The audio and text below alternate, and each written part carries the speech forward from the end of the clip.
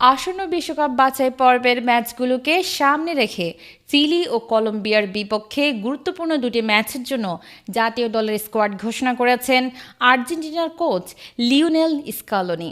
তবে এবার স্কোয়াড ঘোষণা এসেছে এক ব্যতিক্রমী উপায়। সাম্প্রতিক প্রাকৃতিক দুর্যোগে ক্ষতিগ্রস্ত বাহিয়া ব্লাঙ্কার বাসিন্দাদের নিয়ে নির্মিত একটি আবেগঘন ভিডিওর মাধ্যমে ফুটবল প্রেমীদের সামনে তুলে ধরা হয় এই স্কোয়াড।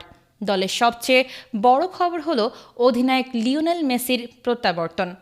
ইনজুরির কারণে আগের স্কোয়াডে না থাকা মেসি বর্তমানে ইন্টার মায়ামির হয়ে দুর্দান্ত খেলছেন এবং এবার সম্পূর্ণ ফিট হিসেবে বিবেচিত হয়েছেন। তাকে ঘিরেই স্কালোনির আক্রমণ ভাগের মূল পরিকল্পনা সাজানো হবে বলে ধারণা করা হচ্ছে। আর্জেন্টিনা 6 জুন চিলির মুখোমুখি হবে সান্তিয়াগো দে চিলিতে। ম্যাচটি শুরু হবে বাংলাদেশ সময় সকাল 7টায়। এরপর 11 জুন তারা নিজেদের ঘরের মাঠ মনুমেন্টাল স্টেডিয়ামে খেলবে কলম্বিয়ার বিপক্ষে। এই ম্যাচটি শুরু হবে বাংলাদেশ সময় সকাল 6টায়। এবারের স্কোয়াডে এসেছে বেশ কিছু চমক। বেলগ্রানোর তরুণ ডিফেন্ডার মারিয়ানো ট্রুইলো এবং রিভার প্লেটের মিডফিল্ডার ফ্রাঙ্কো মাস্তান্তুনো প্রথমবারের মতো জাতীয় দলে সুযোগ পেয়েছেন।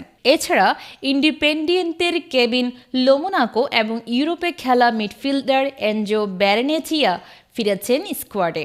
এই তরুণদের কেউই এখনও আন্তর্জাতিক ম্যাচে অভিষেক করেননি। এছাড়াও দলের নিয়মিত সদস্যদের মধ্যে রয়েছেন Emiliano Martinez, Cristiano Romero, Enzo Fernandez, Rodrigo De Paul, Lautaro Martinez ও জুলিয়ান আলভারেজ।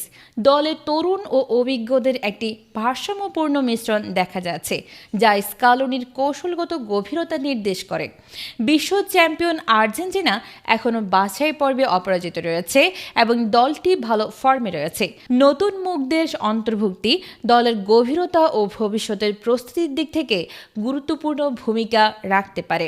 ফুটবল বিশ্ব এখন তাকিয়ে থাকবে এই তরুণ প্রতিভাবান খেলোয়াড়েরা আন্তর্জাতিক মঞ্চে কেমন পারফর্ম করেন।